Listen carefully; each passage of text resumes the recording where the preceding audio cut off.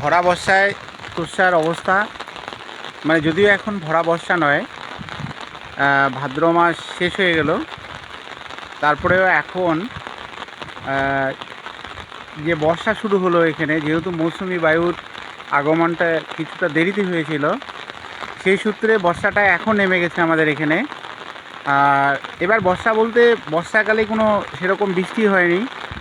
তাহলে আজকে নদীর অবস্থা দেখুন, জলে জল জল থই থই অবস্থা।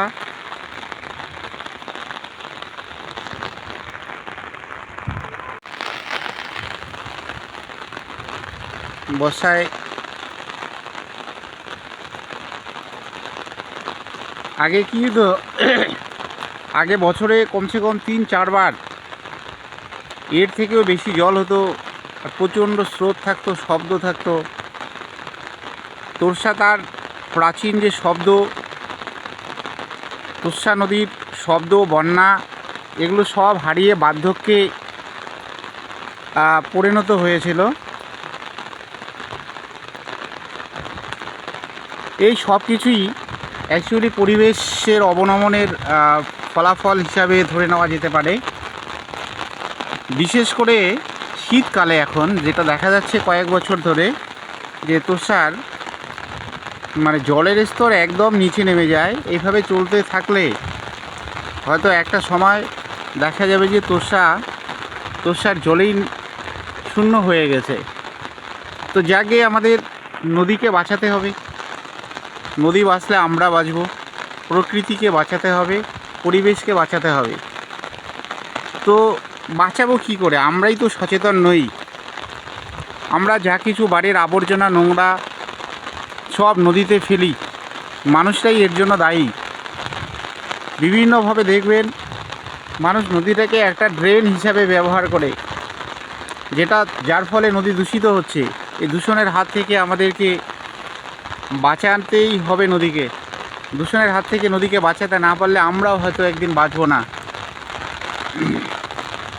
কত সুন্দর দৃশ্য, বিশাল এলাকা জুড়ে শুধু জল আর জল, প্রচণ্ড জল, প্রচুর গতি, জলের স্রোত।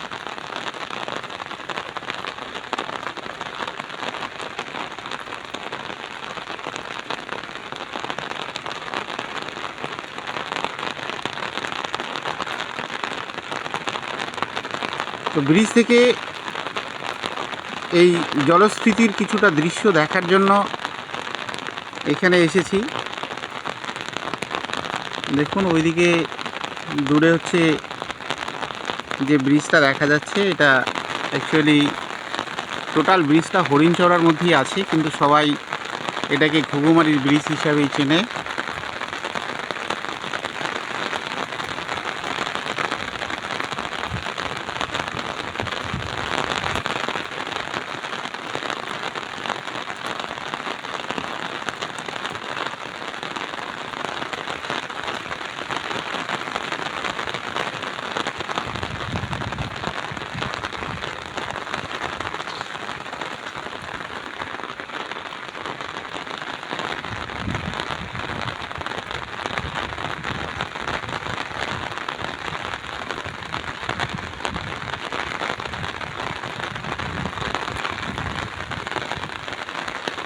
যে রেল ব্রিজটা এদিকে চলে গেছে, রেল লাইন বামনহাটে চলে গেছে। বামনহাট থেকে এদিকে মানে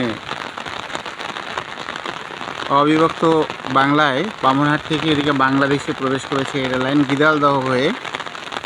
তো যাকে আজ এই পর্যন্তই, সবাইকে অসংখ্য ধন্যবাদ ভিডিওটি দেখার জন্য।